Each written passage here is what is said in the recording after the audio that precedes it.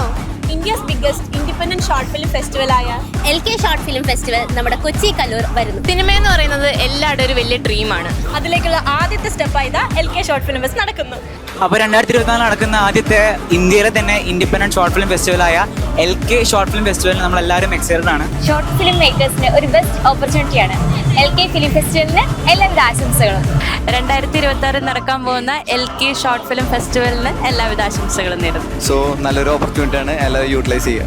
All the best for LK short film festival. നന്നായി പോകട്ടെ. അപ്പോൾ വെയിറ്റിംഗ് ആണ് എല്ലാവരും കൂടെ. Okay fine.